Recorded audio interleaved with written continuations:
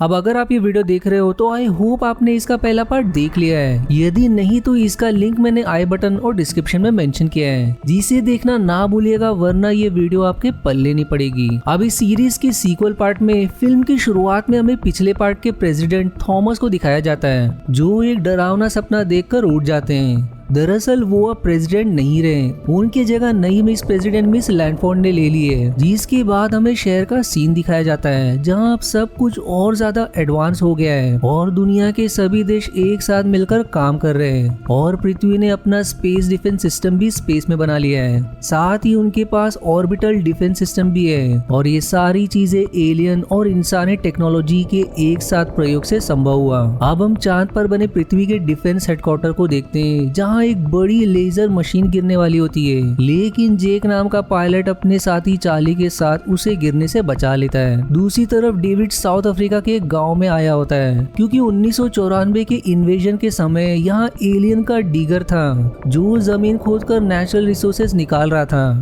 लेकिन मदरशिप के बंद होते ही वो भी रुक गया। डेविड अब वहाँ के आर्मी हेड उबुंडू से मिलता है, जो उसे उस डिगर के पास लेकर आता है, क्योंकि 2 दिन पहले ही अपने आप चालू हो गया है। और जैसे ही डेविड उसे छूता है, वहाँ सोलर सिस्टम का नक्शा बन जाता है, जिसमें पृथ्वी लाल रंग में होती है, जिससे वो समझ जाता है कि कुछ तो गड़बड़ है। दूसरी तरफ स्टीवन, जो अब मर चुका है, उसका बेटा डिलन, एक फीमेल पायलट रेन और भी कई सारे पायलट्स को पृथ्वी से चांद पर बने डिफेंस सिस्टम के बेस पर भेजा जाता है। और वहां पहुंचने पर सभी उनका स्वागत करते हैं। इधर साइंटिस्ट ओकुन, जिस पर पिछले पार्ट में एलियन ने हमला कर दिया था, वो भाग्य से जीवित होता है, लेकिन वो उस समय से अभी तक कोमा में है और उसे हॉस्पिटल में रखा गया है। पर तभी उसे भाग्य से होश आ जाता है, जिसे देख डॉक्टर्स खुश हो जाते हैं। फिर अगले सीन में डेविड को एक फीमेल साइंटिस्ट कैथरीन एक सिंबल दिखाकर कहती है कि कुछ लोगों को सपने में ऐसे सिंबल दिखाई दे रहे हैं, जिससे वो काफी ज्यादा डरे हुए हैं। उबुंडू भी कहता है कि मुझे भी एक डरावना सपना आया था, जिसमें मैंने भी इसी सिंबल को देखा था। वो उन्हें उस सिंबल का स्केच भी दिखाता है, जो उसने बनाया है।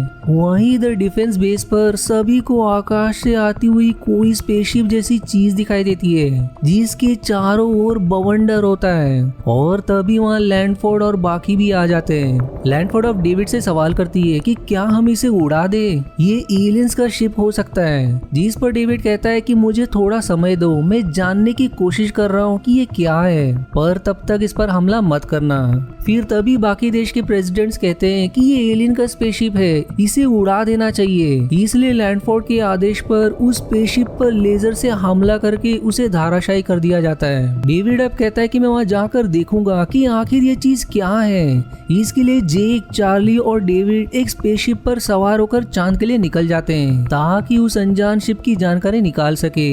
और कुछ ही समय में सभी शिप के क्रैश होने की जगह पहुंच जाते हैं। अब जेक और डेविड बाहर निकलकर उस शिप के पास जाते हैं, और तभी वहाँ बहुत ही विशाल स्पेसशिप आने लगती है, जो 1994 वाले से भी बड़ी होती है। इसलिए सभी अपने शिप पर सवार होकर वहाँ से निकलने की तैयारी करते हैं और उस धाराशायी शिप को भी अपने साथ लेकर लेते हैं। लेकिन उस विशाल शिप के पास खुद की ग्रेविटी थी, इसलिए वो जेक की शिप को अपनी ग्रेविटी में पकड़ लेती है, जो शिप अब सीधे पृथ्वी की तरफ बढ़ रही थी। इधर पृथ्वी पर सभी सेलिब्रेशन कर रहे होते हैं, क्योंकि आज ही के दिन 1994 में उन्होंने मदरशिप बर्बाद किया था। वहीं भाषण देते समय थॉमस का अचानक सिर दर्द होने लगता है।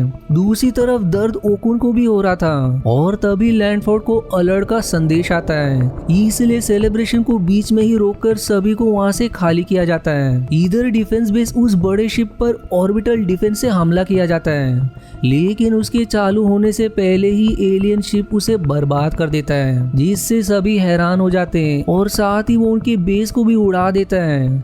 जिसके बाद वो सीधे पृथ्वी की तरफ बढ़ने लगती है, जो सभी शहरों को बर्बाद करते हुए आ रही थी। पर जेक का शिप जैसे तैसे उसकी ग्रेविटी से बाहर आ जाता है, और फिर वो सभी उससे दूर होकर एरिया 51 के लिए निकल जाते हैं। दूसरी तरफ लैंडफोर्ड को कुछ ऑफिसर्स कहते हैं कि एलियन शिप अटलांटिक समुद्र में उतरेगा, इसलिए वो समुद्र के किनारे सभी को हटाने का आदेश दे देती है। दूसरी तरफ एरिया 51 में थॉमस और ओकुन पहुंच जाते हैं, जहां उन्हें पता चलता है कि सारे बंदी बनाए हुए एलियन अनजान कारण से चिल्ला रहे हैं। जिस पर फिर ओकुन कहता है कि ये चिल्ला नहीं पी रहे हैं, दरअसल ये जश्न मना रहे हैं। इसलिए फिर थॉमस अपने आप को एक कांच जिसके अंदर एलियन है उसमें बंद कर लेता है ताकि वो एलियन से बात कर सके।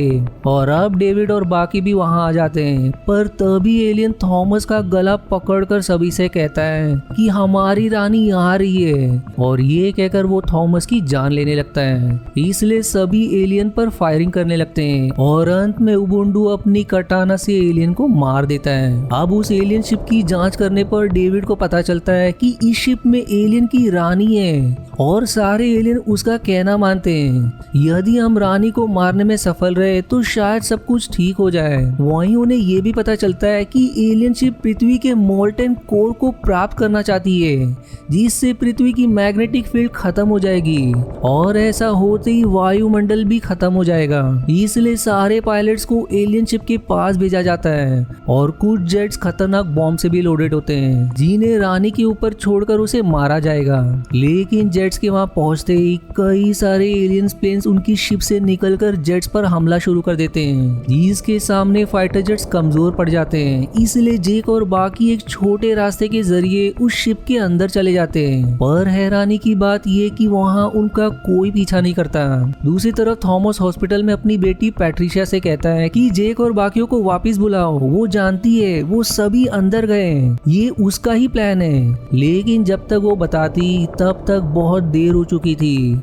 रानी फिर जेक और बाकियों पर हमला कर देती है, जिससे उनके फाइटर जेट्स की इंजन काम करना बंद कर देते हैं। इसलिए अब वो सभी अपनी जान की परवाह किए बगैर बॉम्ब को डेटोनेट कर देते हैं, पर शिप शील्ड से प्रोटेक्टेड होने के कारण बॉम्ब के डेटोनेट होने से भी उसे खरोच तक नहीं आती और ना ही जेक और बाकियों के जेट्स पर कोई असर होता है और फिर सभी शिप के नीचे गिर जाते हैं, जिसे देख डेविड और बाकी परेशान हो जाते हैं कि उनका मिशन फेल हो गया। वहीं एलियन शिप अब सारे सैटेलाइट को बर्बाद कर देती है, जिससे उनका सिग्नल भी ऑफलाइन हो जाता है। और दूसरी तरफ लैंडफोर्ड और बाकी मंत्री के पास एलियन आकर उन पर हमला कर देते हैं, जिसमें लैंडफोर्ड के साथ सभी मारे जाते हैं। इसलिए डिफेंस ऑफिसर एडम को शपथ देकर नया प्रेसिडेंट बनाया जाता है। फिर अगले सीन में थॉमस डेविड से कहता है कि पिछली बार हमने सबको एक साथ करके युद्ध जीता था, पर इस बार तो पहले से ही सब एक साथ है और हम क्यों उनसे डर रहे हैं। हमें फिर से युद्ध को जीतना होगा। इधर रोकुन चांद पर धाराशायी हुई शिप को लेजर से काटने में सफल हो जाता है, जिसके अंदर से एक सफेद गोला बाहर आता है। इसलिए वो डेविड और बाकियों को भी वहां बुलाता है, लेकिन उनके कई कोशिशों के बाद भी वो गोला कोई सिग्नल नहीं दे रहा था। पर जैसे ही डेविड का असिस्टेंट उसको छूता है, वो गोला उसका हाथ अपने अंदर समा लेता है, जिसके बाद वो उसे छोड़ देता है और अब वो एक्टिवेट भी हो जाता है, जिसमें से एक फीमेल वॉइस सभी से कहती है कि मैं दूसरे प्लेनेट से आई हूँ, हमारे प्लेनेट पर भी उन एलियन ने हमला करके सारे रिसोर्सेज को ले लिया, जिससे उनके शिप को शक्ति मिलती है और मैं तुम्हारे पास तुम्हारी मदद करने आ रही हूँ, लेकिन तुमने मुझ पर ही हमला कर दिया। मैं दरअसल एक प्लेनेट को जानती हूँ जहाँ के लोग सारी रानी को मारने के लिए हथियार बना रहे हैं, क्योंकि ये रानी मर गई तो बाकी रानी अपने डिगर को वापस बुला लेंगी और बाद में नई रानी बनेगी, जैसे कि मधुमक्खियों में होता है। लेकिन पृथ्वी की रानी मेरे पीछे पड़ी है ताकि वो वहां तक पहुंच जाए जिस प्लेनेट पर हथियार बनाए जा रहे हैं। पर अब तुम सभी मुझे बंद कर दो, क्योंकि रानी को मेरे एक्टिवेट होते ही मेरी लोकेशन मालूम हो गई होगी और वो यहीं आती होगी। अब ये समझने के बाद सभी एकदम हैरान हो जाते हैं। वहीं दूसरी तरफ एलियन रानी को गोले के बारे में मालूम हो जाता है, इसलिए वो उसे लेने चली जाती है। इधर डेविड को फिर एक आइडिया आता है और वो एडम से शेयर करता है कि रानी गोले को लेने आ रही है, तो मैं एक डिवाइस जिसमें गोले के जैसी फ्रीक्वेंसी निकलेगी उसे उस शिप जिसमें वो गोला था उसमें डाल दूंगा और उसके अंदर हम कोल्ड फ्यूजन बॉम्ब डाल देंगे और जैसे ही वो शिप रानी के शिप के अंदर जाएगी उसके विस्फोट होते ही रानी भी मारी जाएगी और फिर मैं उस शिप के चारों ओर शील्ड बना दूंगा ताकि धमाके से आसपास के इलाके में नुकसान ना हो। अब ये आइडिया एडम को पसंद आता है, इसलिए वो प्लान की तैयारी शुरू कर देता है। एडम अब सभी पायलट्स के पास आकर कहता है कि जिसके पास बॉम्ब होगा उसे अपना बलिदान देकर उसे एलियन शिप पर विस्फोट करना होगा, क्योंकि सैटेलाइट खराब होने के कारण बॉम्ब को मैन्युअली डिटोनेट करना पड़ेगा और इस काम को पूरा करने के लिए थॉमस आगे आता है। इधर डेविड एक ट्रक में सवार होकर रेगिस्तान में आता है, ताकि रानी जैसे ही यहाँ आए तो वो शील्ड चालू कर सके। एडम फिर उसे रानी की आने की सूचना देता है कि वो वहाँ 9 मिनट में पहुंच जाएगी और वहीं डिगर 22 मिनट में पृथ्वी के मोल्टेन कोर पहुंच जाएगा, इसलिए हमें जल्दी करना होगा। दूसरी तरफ जेक और बाकी एलियन शिप के अंदर ही होते हैं और तभी उन्हें एलियन के छोटे शिप्स दिखाई देते हैं। जेक फिर एलियंस का ध्यान भटकाता है और तब तक बाकी उन शिप्स पर सवार हो जाते हैं, लेकिन अब वो एलियंस जेक पर हमला करने लगते हैं, पर सही समय पर चार्ली उसे बचा लेता है, जिसके बाद वो सभी एलियन शिप से बचते हुए वहाँ से निकलने की कोशिश करते हैं और भाग्य से वहाँ से निकलने में सफल भी हो जाते हैं। दूसरी तरफ थॉमस फ्यूजन बॉम्ब को शिप में डालकर उड़ान भर लेता है और वहीं सारे और सोल्जर्स अपने अपने हथियार ले लेते हैं, क्योंकि रानी अपने शिप के साथ वहां पहुंच चुकी होती है और अब उस शिप से कई सारे प्लेन्स निकलकर जेट्स पर हमला करने लगते हैं। वहीं डेविड ने गोले को आइसोलेटेड चेंबर में रखा होता है ताकि सिग्नल बाहर ना जा सके और गोले के साथ ओकुन और एक डॉक्टर भी होता है। इधर डेविड के पास उसके पिता एक बस लेकर आ जाते हैं जिनमें सर्वाइवर बचे होते हैं, जिसकी कुछ देर बाद अब एडम थॉमस से कहता है कि समय आ चुका है, इसलिए थॉमस अब अपनी बॉम्ब वाली शिप को एलियन शिप के अंदर डाल देता है और अंदर जाते ही वो बटन दबाकर बॉम्ब डेटोनेट कर देता है, जिससे एक जोरदार धमाका होता है और सही समय पर डेविड शील्ड को भी ऑन कर देता है। अब एलियन शिप के विस्फोट होते ही सभी एकदम खुश हो जाते हैं,